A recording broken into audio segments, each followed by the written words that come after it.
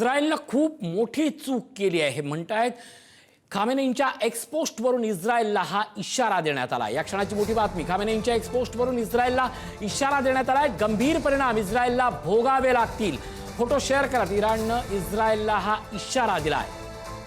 गंभीर परिणाम इस्रायलला भोगावे लागतील। फोटो शेअर करत इराणनं हा इस्रायलला इशारा दिलाय।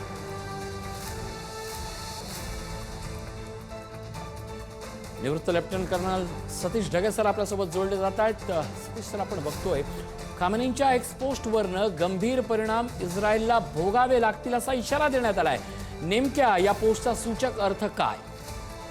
नक्कीच हा इन्फॉर्मेशन वॉरफेअर त्याचबरोबर सायकोलॉजिकल वॉरफेअरचा भाग आहे। मुळात हे एक्सपोस्ट वरून त्या ठिकाणी ही पोस्ट त्या ठिकाणी करण्यात आलेली आहे। म्हणजे फक्त ही इराणच्या जनतेसाठी नाही, तर एक प्रकारे जगाला हा संदेश देण्याचा प्रयत्न आहे की एका बाजूला डोनाल्ड ट्रम्प प्रशासन म्हणते की अनकंडिशनल सरेंडर, तुम्ही अनकंडिशनल सरेंडर करा, पण दुसऱ्या बाजूला अशा प्रकारचा मेसेज देऊन सगळ्या जगाला एक प्रकारे इराणची रेजिम त्या ठिकाणी स्पष्टपणे सांगते की आम्ही जे आहे कुठेही बदणार नाही आणि आम्ही जे आहे जबरदस्त अशा प्रकारची पुढची लढाई त्या ठिकाणी करत राहू। म्हणजे हा मुळात इन्फॉर्मेशन वॉरफेअरचा भाग आहे आणि एक प्रकारे जगाला संदेश देण्याचा त्या ठिकाणी प्रयत्न आहे की स्ट्रॅटेजिक पेशन्स आम्ही ठेवणार नाही, आता आम्ही आरपारची लढाई करतोय। पहिली गोष्ट।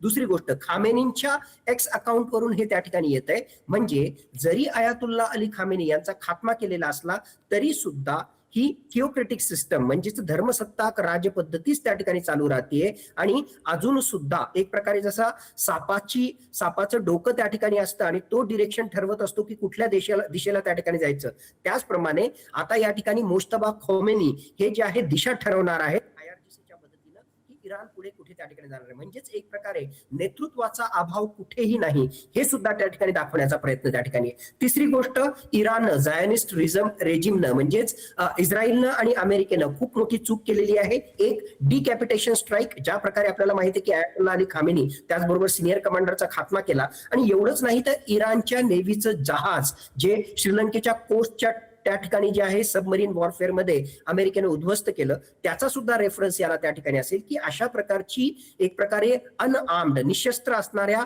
आमच्या इराणी लोकांवर तुम्ही जर अशा प्रकारे हल्ला करत असाल तर याला माफी नाही, अशा प्रकारचा सुद्धा संदेश त्या ठिकाणाहून जातोय। आणि चौथी माझ्या मते महत्वाची गोष्ट, या ट्विटमध्ये जे त्या ठिकाणी लिहिलेलं आहे म्हणजे उर्दूमध्ये जसं म्हणतायत की इन्शा अल्लाह किंवा बाय गॉड्स विलिंग, म्हणजेच यातून स्पष्टपणे जे कट्टरपंथी आहेत त्यांना हा संदेश या ठिकाणी देत आहेत की आपला लढा तर त्या ठिकाणी आहेच, पण हा मिलिटरी कॉन्फ्लिक्ट नाहीये, हा जो आहे कुठेतरी देवाची इच्छा आहे आणि त्या देवाच्या इच्छेच्या अनुसार, अल्लाहच्या इच्छेच्या अनुसार हा लढा, हा संघर्ष, हा एक प्रकारे जिहाद आपल्याला पुढे ठेवायचा आहे।